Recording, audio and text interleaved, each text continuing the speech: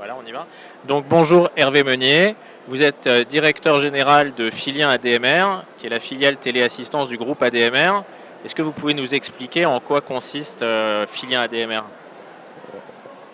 Filien ADMR, c'est la société de téléassistance du groupe ADMR.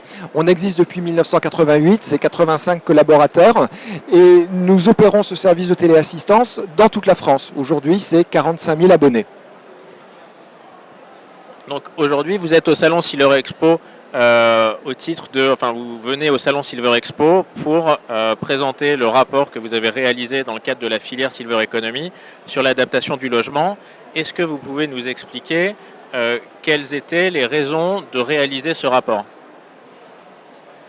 Les raisons partent d'un constat simple qui peuvent s'exprimer à travers quelques chiffres. Je vais en citer deux. La question de la vie autonome au domicile, c'est souvent la question des chutes. Il faut savoir qu'en France, 12 000 personnes de plus de 65 ans meurent tous les ans à cause des chutes. Et ces chutes coûtent plus de 2 milliards d'euros aux collectivités. C'est à ces sujets-là qu'on a voulu s'attaquer dans notre rapport sur le logement autonome et sur l'adaptation du logement pour une vie autonome, de façon non seulement à pouvoir identifier les objectifs de l'adaptation du logement et notamment la nécessité de pouvoir dès le départ identifier l'adaptabilité du logement, mais pour aller aussi jusqu'à la vie au domicile, parce que pour vivre une vie autonome, eh bien, les personnes sont dans leur logement, mais ils reçoivent aussi des services venant de la part de professionnels de l'intervention au domicile et nous croyons que l'adaptation du logement, c'est aussi une question de qualité de travail.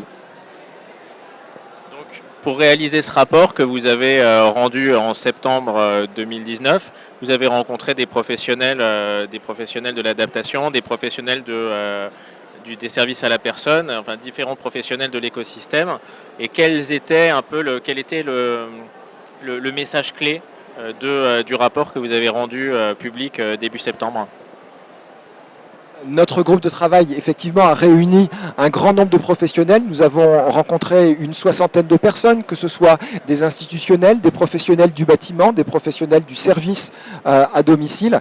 Et le message clé, c'était être capable d'identifier l'adaptabilité d'un logement dès le début, avec un diagnostic un petit peu sur le même modèle que ce qui existe aujourd'hui pour l'énergétique, et rendre ce diagnostic obligatoire dans toutes les transactions immobilières. Un autre point qui a été très important, c'est la moralisation et la formation des professionnels.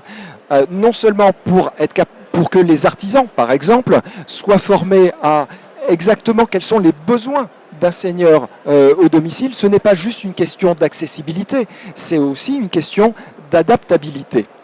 Et puisque l'on constate, et d'ailleurs la presse très justement en fait l'écho régulièrement, puisque l'on constate qu'il y a des pratiques qui peuvent poser question dans ce domaine, nous avons voulu aussi montrer qu'il y avait matière à durcir les sanctions de façon à pouvoir donner confiance aux personnes dans le processus d'aménagement de leur logement. Et à présent que le rapport est rendu, quelles sont les attentes en fait? Quelles sont les prochaines étapes? Dans ce rapport, nous avons formulé 16 propositions qui sont organisées en 5 grandes catégories d'exigences. Et ce que nous espérons, ce que nous souhaitons, c'est que ces propositions soient reprises dans le cadre d'une loi pour le grand âge.